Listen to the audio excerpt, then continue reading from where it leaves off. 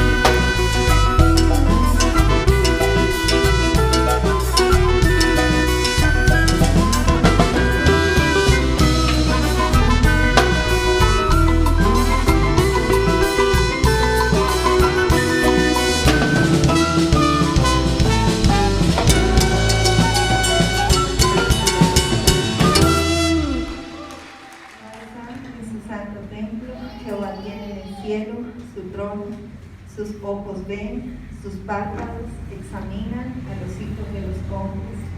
Jehová prueba al justo, pero al malo y al que ama la violencia, su alma los aborrece.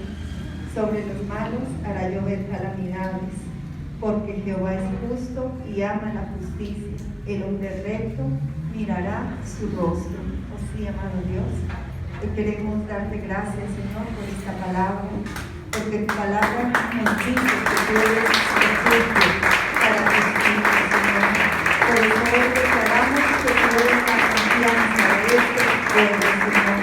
Te damos muchas gracias, porque aquí estás en medio de los cielos, Señor.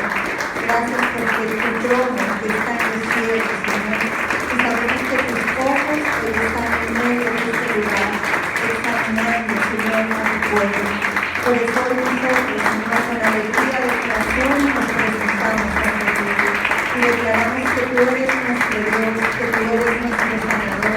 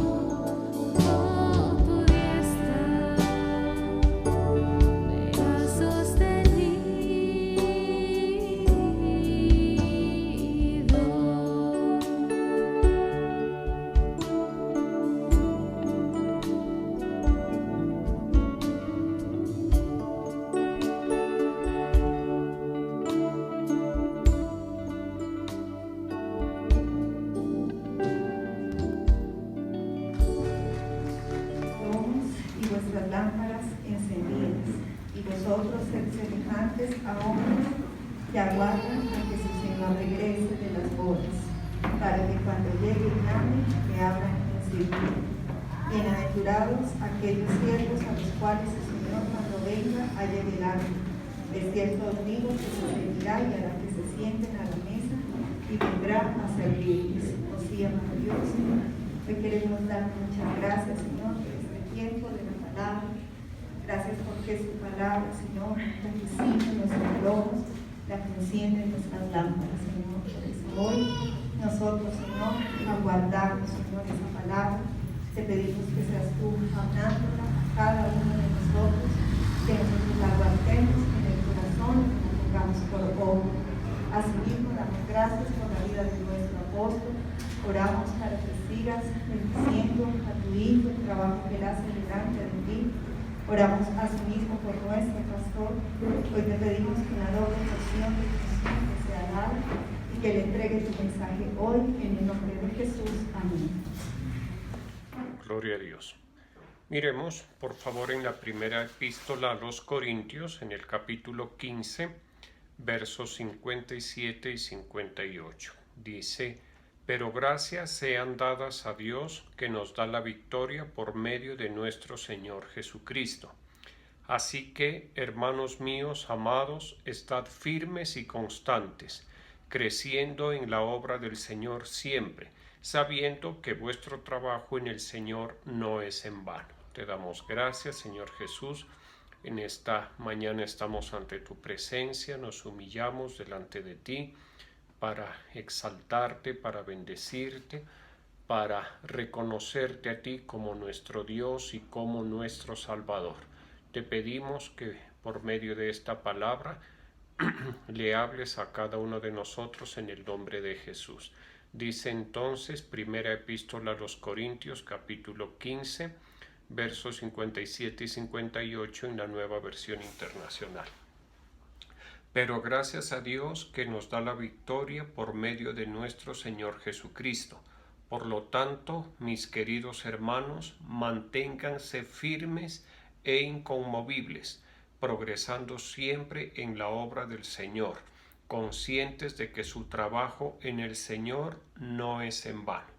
Bueno, en esta parte final del capítulo 15 de la primera epístola a los Corintios, el apóstol Pablo, dirigido por el Espíritu Santo de Dios, toca 3 puntos que son muy importantes en la vida del creyente. Y lo primero es, después de haber dado una enseñanza en todo el capítulo 15, que tiene que ver con la verdad del creyente. ¿A qué me refiero? A que el creyente es poseedor de la verdad de Jesucristo. ¿A qué me refiero? Que el destino de nosotros los creyentes es muy diferente al destino que tiene el ser humano incrédulo.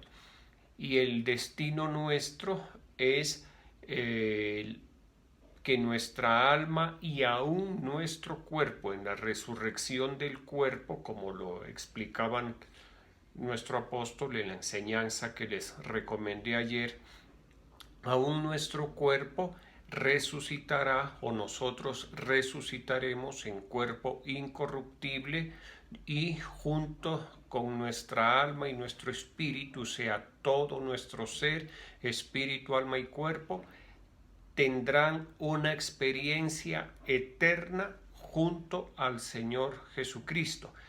Estaremos en la misma condición que Él está delante del Padre.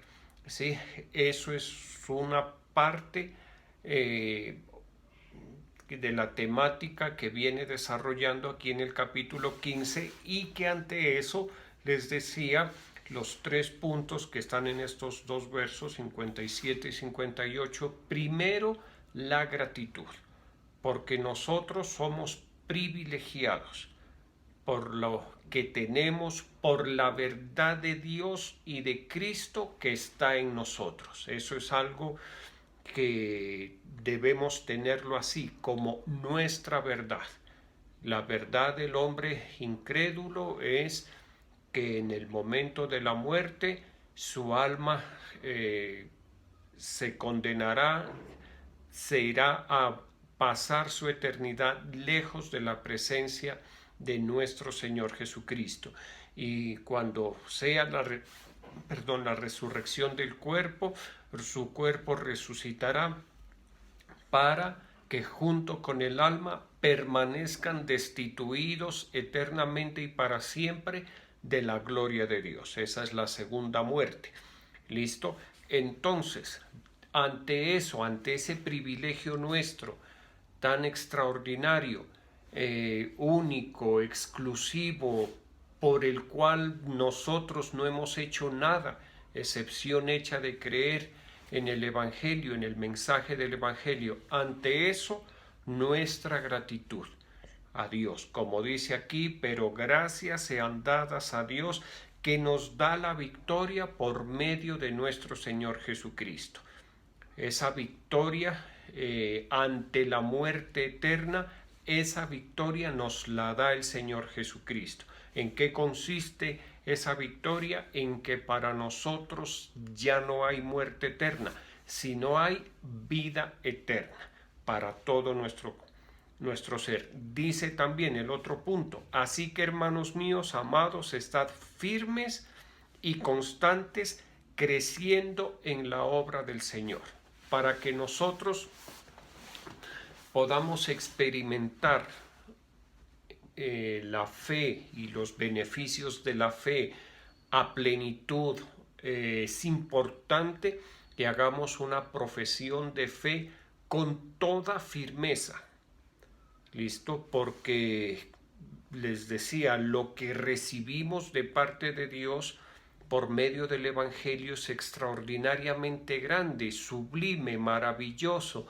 La vida eterna con nuestro Señor Jesucristo. Eso es algo que solamente lo vamos a entender en su plenitud cuando estemos en su presencia.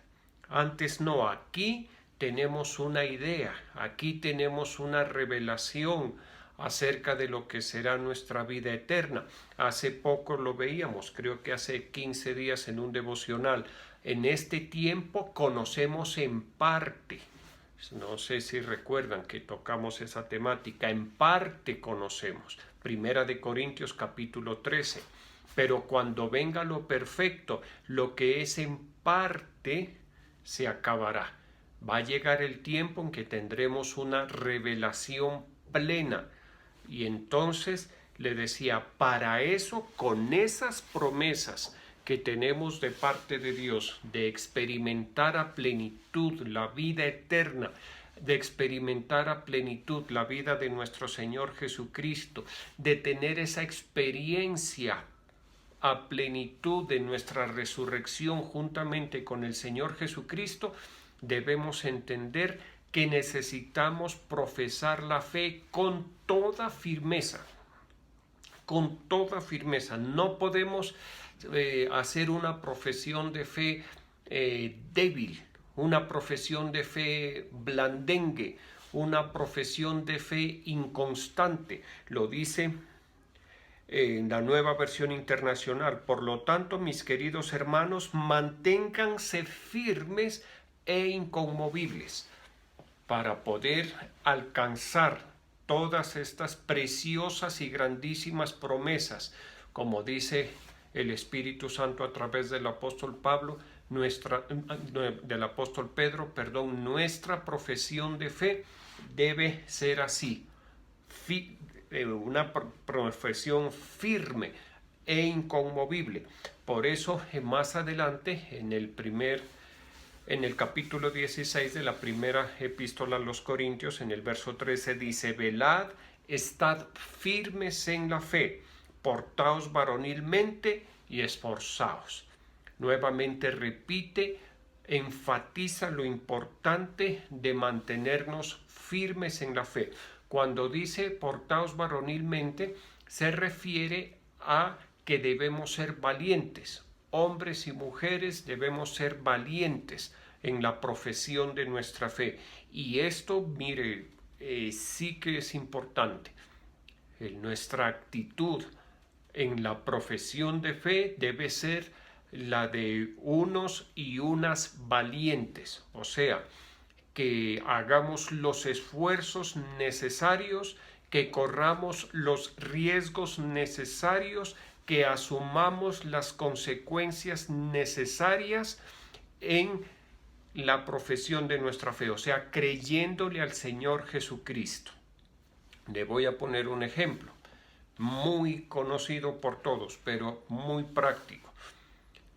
Abraham, el padre de la fe, se portó varonilmente delante de Dios. ¿Por qué? Porque Abraham, a pesar de toda la debilidad que tenía propia de su edad, fue un hombre muy valiente delante de Dios y lo demostró en la obediencia, especialmente en la obediencia suprema que tenía que ver con sacrificar a su hijo Isaac, con sacrificar la promesa más importante que Dios le había hecho a Abraham. Abraham fue valiente porque cuando decide obedecer, decide asumir las consecuencias de esa obediencia. Él sabía que con Sara se le iba a formar un problema, muy seguramente que socialmente iba a quedar desaprobado, pero no le importó. Tuvo la valentía, el coraje, la posición de hombre valiente para obedecer al Señor y asumir las consecuencias. Pero pues como Dios es bueno y Dios es justo y Dios examina los pensamientos y los corazones, se dio cuenta de la calidad, de la firmeza de la profesión de fe de Abraham y no hubo al final necesidad de el sacrificio por parte de Abraham, de Isaac. Para el Señor hubo suficiente ilustración. Con lo que vio en Abraham, el Señor quedó convencido, quedó ilustrado que Abraham le creía genuina y firmemente al Señor. Dice también en la epístola a los Efesios, en el capítulo 6, versos 11 y 12 y el verso 14, dice: vestíos de toda la armadura de Dios, para que podáis estar firmes contra las acechanzas del diablo, porque no tenemos lucha contra carne y sangre y carne, sino contra principados, contra potestades, contra los gobernadores de las tinieblas de este mundo, contra huestes espirituales de maldad en las regiones celestes. Dice en el verso 14: estad pues firmes, ceñida vuestra cintura con la verdad, vestidos con la coraza de justicia. Como lo vemos tanto en el verso 11 de Efesios 6 como en el verso 14, utiliza la palabra o las palabras estad firmes. ¿Por qué? Porque ya les decía, la firmeza en la profesión de fe es indispensable. Indispensable la firmeza en la actitud de fe, la firmeza en la disposición de obedecer. Eso debe ser algo constante. Nosotros debemos ser personas firmes en la disposición a obedecer. ¿Por qué digo esto? Porque hay direcciones de Dios que no exigen tanta fortaleza en nosotros, tanta firmeza, que son, digámoslo así, fáciles de obedecer. ¿Listo? Pero hay otras direcciones de Dios, hay otros propósitos de Dios que van a implicar de nosotros unas obediencias que nos van a costar muchísimo, que van a implicar en nosotros un despojarnos, que van a implicar en nosotros un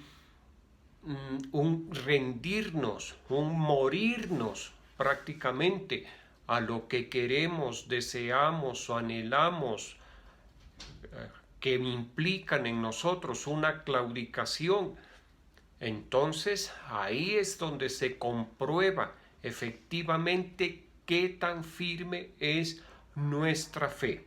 Lo correcto, lo ideal es que nuestra fe sea firme siempre, que tengamos el coraje, la valentía para obedecer la dirección que el Señor nos dé, cualquiera que sea. Podrá ser una dirección que implique en nosotros una obediencia de alto precio, o también una dirección que para nosotros sea sencilla de cumplir. Esto es determinante en la profesión de fe. Podríamos decirlo, dependiendo de la fortaleza, de la firmeza en la práctica de la fe, van a ser los resultados de la fe. Porque si una persona en un momento está bien, está firme en su fe y hace y pone por obra las direcciones que Dios le da, y muy bien, pero si en un momento dado pierde esa firmeza, ya no obedece o lo hace medianamente, de manera incompleta, la obediencia, pues los resultados también se van a ver. Y lo que se trata, pues, es que nosotros obtengamos los resultados de una fe bien profesada, de una fe profesada con mucha firmeza. Dice la primera epístola del apóstol Pedro en el capítulo 5, versos 8 y 9, dice: sed sobrios y velad, porque vuestro adversario el diablo, como león rugiente, anda alrededor buscando a quien devorar. Resistidlo firmes en la fe, sabiendo que los mismos padecimientos se van cumpliendo en vuestros hermanos en todo el mundo. ¿Sí? Mire, aquí hay una razón muy importante por lo cual nuestra fe debe ser profesada con mucha firmeza, y es que una vez que nosotros recibimos a nuestro Señor Jesucristo, nosotros empezamos a ser hijos de Dios, siervos de Dios, hombres y mujeres con propósitos de Dios, con promesas de Dios para sus vidas. En ese momento el diablo se constituye en una gran amenaza para nuestras vidas, en una absoluta amenaza para que todos los planes, propósitos de Dios con respecto a nosotros se echen a perder. Para que eso no suceda, para que el diablo no eche a perder el propósito de Dios, para que el diablo no eche a perder la bendición de Dios para nuestras vidas, nosotros debemos hacer una profesión firme de nuestra fe, no una profesión oscilante. Eso de la profesión oscilante en la fe, eso es bien delicado. El apóstol Santiago en el capítulo 1 compara al hombre que profesa oscilantemente la fe al hombre de doble ánimo. El hombre de doble ánimo es inconstante en todos sus caminos. Es semejante a la onda, dice, del mar, que es traída y que es llevada por el viento. No piense, pues, quien tan haga, que alcanzará cosa alguna del Señor. Sí, esto no me lo estoy inventando yo, esto es palabra de Dios. Por eso nuestra fe debe ser firme, la aplicación de nuestra fe debe ser firme. Yo tuve una lección muy bonita acerca de esto hace muchos años, yo lo he comentado en tantas ocasiones, cuando llevaba poco tiempo de haberme convertido, creo en algunos meses, empecé a presentar mis tributos, la 10ª parte y la ofrenda, y lo hice así, como debe ser. Y el resultado fue extraordinario. Al mes siguiente ya tenía que que tributar más. Eso quería decir pues que había tenido mejores y más ingresos. Y llegó un momento en que los ingresos, ¿qué le digo? Las ayudas que recibía de mi madre, algunos de mis hermanos para hacer mi estudio allá y sostenerme en Manizales se incrementaron a tal punto que yo pude ir a vivir a una casa de familia, contratar la alimentación en esa casa, tener agua caliente, una buena habitación muy cerca del hospital donde tenía que ir a estudiar. Y muy bien, excelente, el Señor nunca me faltó el dinero, pero hubo un momento en que mi fe no estuvo a la altura del desafío. ¿A qué me refiero? A que empecé a llenarme de argumentos. Un argumento es que el líder a quien yo le entregaba mis tributos o el pastor no necesitaba porque yo lo veía muy bien. Ese era un argumento. Otro argumento era que los gastos se me habían incrementado, entonces que no me iba a alcanzar.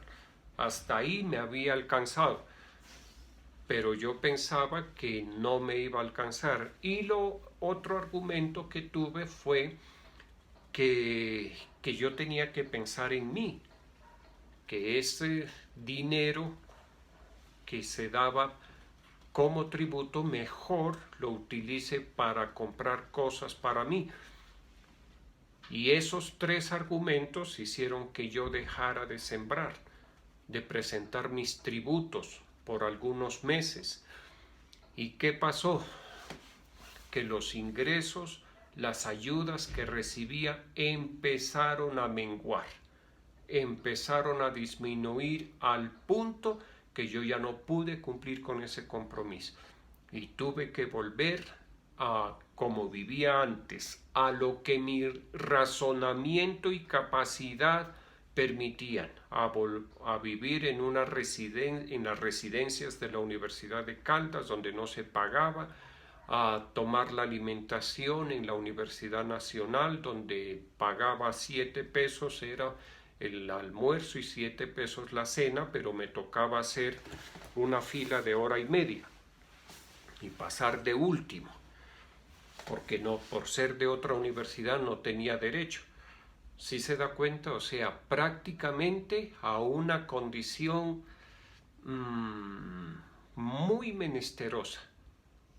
Gracias a Dios entendí, hubo un momento en que entendí que mi líder, el joven que se encargaba de vigilar mi alma, me habló, me dijo, pero ¿por qué dudó? Si venía tan bien, ¿por qué dejó de tributar si venía tan bien? La verdad es que me llené de razones y tuve miedo. Pensé que no iba a poder, pero gracias a Dios retomé mis tributos y desde ese momento no volví a hacerlo. Al poco tiempo ya estaba nuevamente viviendo en casa de familia con los desayuno, almuerzo, cena, muy bueno, excelente, con agüita caliente, o sea, con bendiciones, ¿listo? Y lo hice cuando decidí volver a buscar una vivienda en casa de familia. Miren lo que es la fe. Tenía la certeza de que el Señor me iba a proveer. Y así fue. No fue sino que yo empezara a tributar y nuevamente el Señor bendijo a mi madre, a mis hermanos acá y ellos me pudieron continuar ayudando. ¿Listo? Mire lo importante de esto. O sea, por bendecirme a mí, por ayudarme a mí, el Señor los bendecía a ellos acá en Pasto.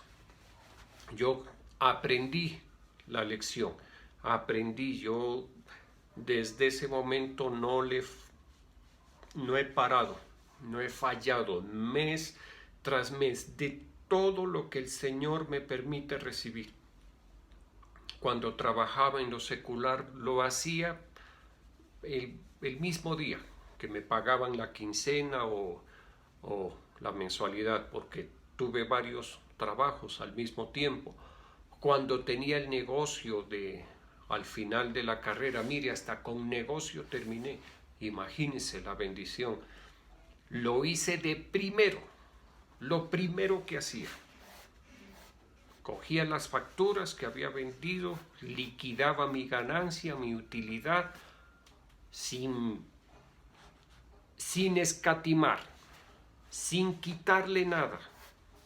Exacta, liquidaba la ganancia, muy buena ganancia, y de eso presentaba mi tributo aunque no me lo hubieran pagado, porque a veces, la mayoría de las veces me tocaba fiar, y gloria a Dios, gloria a Dios. Yo hice ese convenio con el Señor. Primero yo presento mis tributos y es la forma que yo tengo de asegurar que me paguen. Aún sin haber recibido mi utilidad, ya la estaba presentando delante de Dios. Nunca me quedaron mal. Nunca, nunca, nunca. Y le estoy hablando de año 1996, 97, 96. En el año 96, yo recuerdo, en el talonario de facturas tenía por cobrar en diciembre del año 96, tenía facturas por cobrar por valor de 1.300.000 pesos. Y para enero del año 97, en enero que nos casamos con la pastora Cristina, tenía facturas por cobrar por aproximadamente 1.300.000, 400.000 pesos, más lo que recibía en el hospital porque estaba haciendo el año de internado. Recibía 140.000 pesos. ¿Sabe por qué? Porque la profesión de fe firme, así como implica unos riesgos, así como implica asumir unas consecuencias, también implica que el poder de Dios, que la mano de Dios se mueva a mi poder, a mi favor. Y yo veía eso, la mano de Dios moviéndose a mi favor. Y algunas ocasiones, no pocas, varias ocasiones, yo recibía lo que me enviaban, pagaba el arrendamiento, pagaba lo de la alimentación, y durante semanas me quedaba sin un centavo. Y decía en muchas ocasiones, presento mi tributo, así sea lo último que haga. No me quedaba para nada, o sea que si se me acababa un lapicero, pues me tocaba escribir con lápiz. Así era, asumiendo las consecuencias. Y iba, y en el altar, había un cuartico de oración, recuerdo tanto, y había un alfolí muy bonito.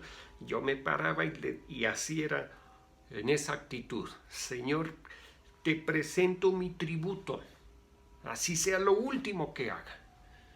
Mes tras mes, y lo presentaba, y yo salía con una expectativa extraordinaria de lo que Dios iba a hacer.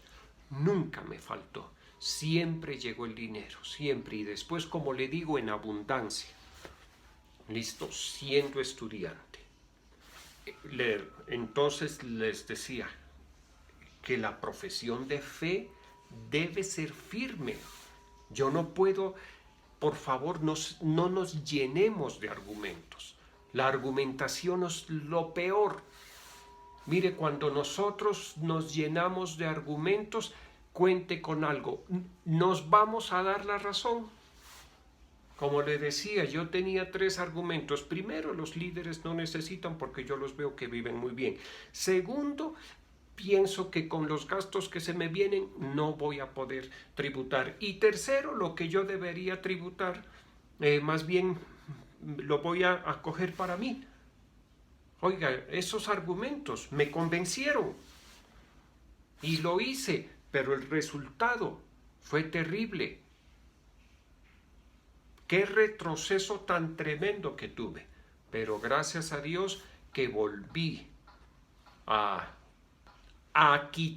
obedecer y a quitar los argumentos, a llevar todo argumento cautivo a la obediencia al Señor Jesucristo. Lo hice y lo he hecho, llevo muchos años, lo estoy haciendo, y para la gloria, honra y alabanza de nuestro Señor Jesucristo, el Señor nos ha cumplido siempre.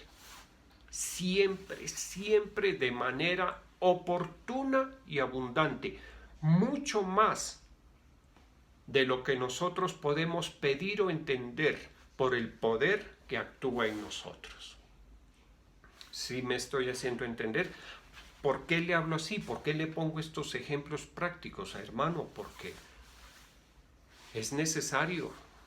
Yo estos temas de los tributos,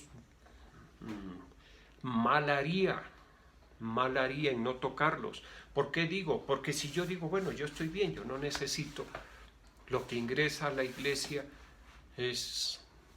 está bien,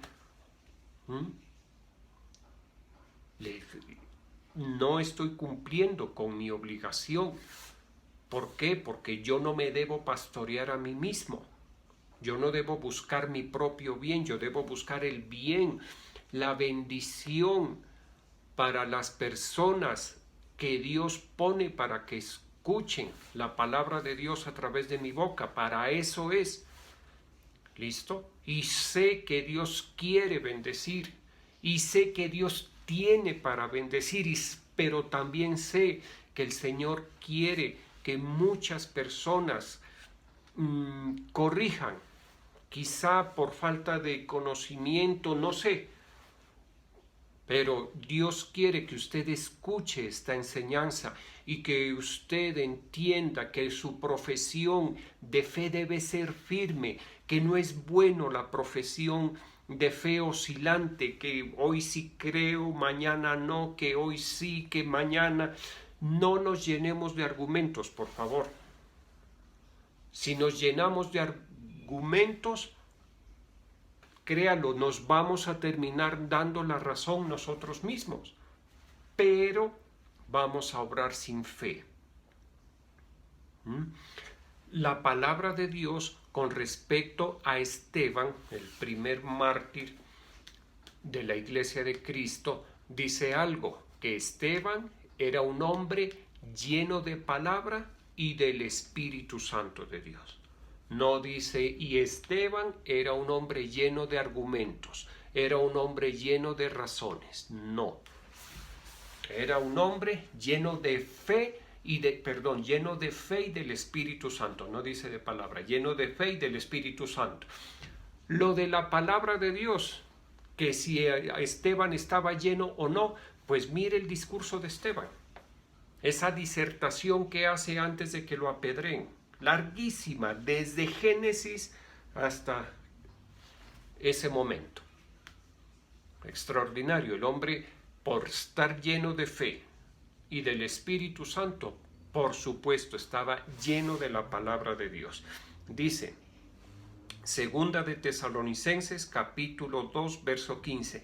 Así que, hermanos, estad firmes y retener la doctrina que habéis aprendido, sea por palabra o por carta nuestra. Mire, entonces nosotros debemos estar firmes en la fe. Para poder estar firmes en la fe, debemos estar firmes en la doctrina. ¿Listo? La doctrina es el cimiento de la profesión de nuestra fe. Por eso yo aquí le estoy hablando con palabra de Dios en mano. No le estoy hablando o trayendo ningún otro material, ninguna otra argumentación. Estoy trayendo la argumentación que nos da la palabra de Dios. ¿Listo? Estemos firmes en la doctrina. Es necesario. Mire, la doctrina es el cimiento y los cimientos tienen que estar firmes. El Señor Jesucristo lo enseñó. ¿A qué compararé? A la casa que está al hombre que obedece la palabra de Dios a una casa edificada sobre la roca. ¿Listo? La roca se refiere a eso, a los cimientos. Los cimientos le dan firmeza a la edificación. ¿Listo? Dice entonces, mire, Gálatas capítulo 5, verso 1. Estad pues firmes en la libertad con que Cristo nos hizo libres, y no estéis otra vez sujetos al yugo de la esclavitud. Esto sí que es importante. Cuando nosotros estamos firmes en la fe, firmes en la doctrina, vamos a poder sostener la libertad con la cual Cristo nos hizo libres.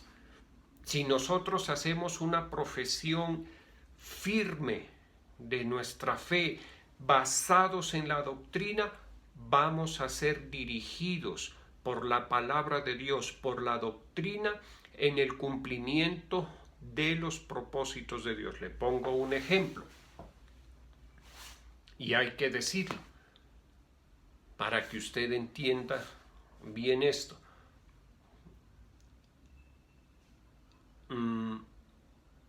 Con respecto a las relaciones interpersonales, unirse en yugo desigual. La palabra que dice, no os unáis en yugo desigual con los incrédulos, porque ¿qué comunión hay entre la luz y las tinieblas? ¿Qué compañerismo entre Cristo y Belial?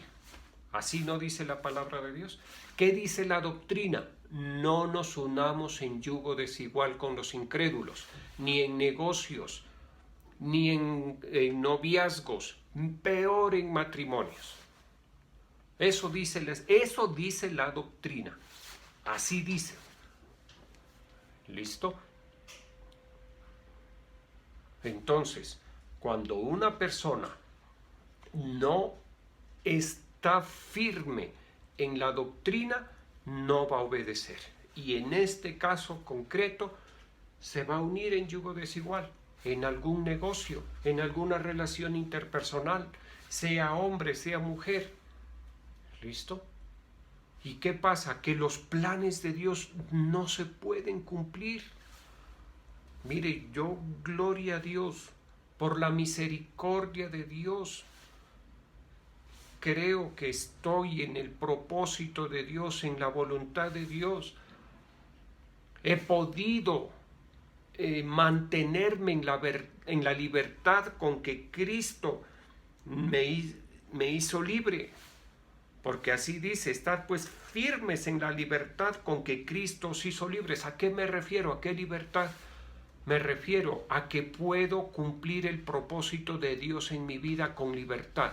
No trabajo en ninguna institución humana, no tengo que rendirles cuenta a ninguna institución humana. Estoy dedicado 24 horas al día, 7 días a la semana al servicio a Dios. Y eso lo reflexionaba el domingo. Nuevamente lo reflexionaba. Uno, mire, en el servicio a Dios, uno es siervo de Dios 24/7. Salimos a dar una vuelta con la familia y yo ahí conduciendo iba pensando, iba meditando acerca de las situaciones de un hermano, de otra persona por aquí, sin horario, pero en la libertad que Cristo me concedió, que Cristo logró por mí. ¿Por qué? Porque obedecí, por ejemplo, esto del yugo desigual, en su momento lo obedecí y Dios sabe que lo obedecí. Y entonces, como no me uní en yugo desigual, ni lo he hecho en negocios, ni en nada de yugo desigual, como me uní con una creyente, con una sierva de Dios, con palabra de Dios, con doctrina, con una fe firme, pues en este momento conservo la libertad que el Señor Jesucristo me dio. ¿Para qué? Para servirlo a Él. ¿Listo? Deben entender todo esto. Mire, termino con esto. Aquí está. Lo que les iba a decir, aquí está. Por lo tanto, queridos hermanos míos, a quienes amo y extraño mucho, ustedes que son mi alegría y mi corona, manténganse firmes en el Señor. ¿A qué quiero llegar? A que esta enseñanza la doy motivado o movido, más bien movido por el Espíritu Santo de Dios, porque es necesario que usted, creyente, haga firme su profesión de fe, esté firme en la doctrina, retenga la libertad que Cristo le dio. La firmeza nos permite eso, retener la libertad que Cristo nos ha dado. ¿Listo? Cuando no tenemos la firmeza, Dios nos puede dar algo, nos puede entregar algo, nos puede conceder, y si no está la firmeza en nosotros, se va a ir perdiendo. Poco a poco se va perdiendo. Por eso es tan importante esta temática, porque el Señor no quiere que usted se vuelva débil en su profesión de fe. El Señor no quiere que usted sea blandengue en su profesión de fe, sino que sea una mujer valiente en su profesión de fe, un hombre valiente en su profesión de fe, que le crea a Dios, que no se llene de argumentos, porque ya le digo, se llena de argumentos y se convence. Termina convencido de sus propios argumentos y ya no va a oír la palabra de Dios, ya no le va a dar credibilidad, valor, veracidad a la palabra de Dios. Y aquí lo que se trata es que nosotros le demos toda la credibilidad al Señor, porque la Escritura dice que el justo por su fe vivirá. No está diciendo el justo vivirá por sus argumentos, por sus razones que son de peso, que son nada, mas el justo por la fe vivirá. Y que continúa, el que retrocediere no agradará a mi alma. Para no retroceder tenemos que estar firmes en la fe, firmes en la doctrina, firmes en el amor de Dios, agradeciéndole todos los días al Señor, en todo momento presentando nuestra gratitud delante de Dios.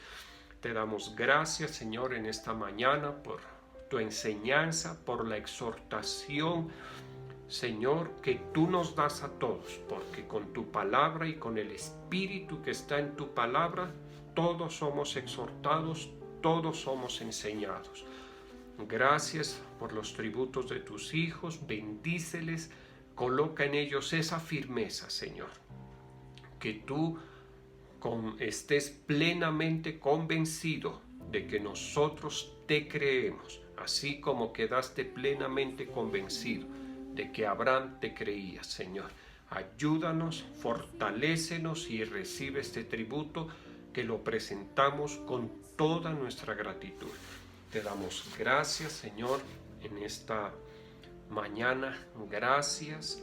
Yo te pido por tus hijos, por tus hijas, tócales, Espíritu Santo, tócales, Espíritu de Cristo, que tu palabra sea como espada de doble filo, que penetre hasta partir el alma y el espíritu, que discierna las intenciones que están en nuestro corazón, Señor, y que saque a luz la verdad, que tu palabra saque a luz la verdad que está en nosotros, y esa verdad que está en nosotros sea absorbida por las verdades del glorioso Evangelio de nuestro Señor Jesucristo.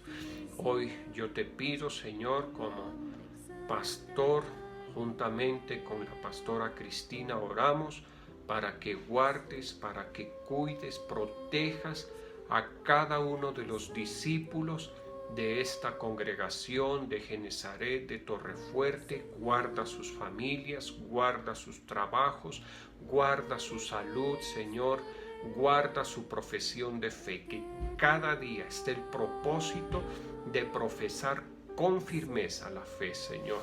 Oramos por nuestros apóstoles, Álvaro, Ruth, gracias porque eso es lo que hemos aprendido, hacer una profesión firme de nuestra fe. Eso nos han enseñado ellos, Señor.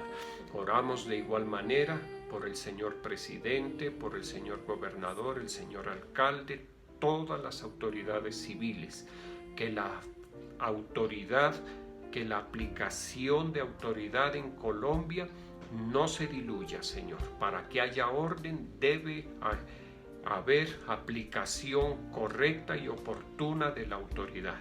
Yo bendigo a tus hijos y a tus hijas en el nombre del Padre, del Hijo y del Espíritu Santo. Un abrazo para todos.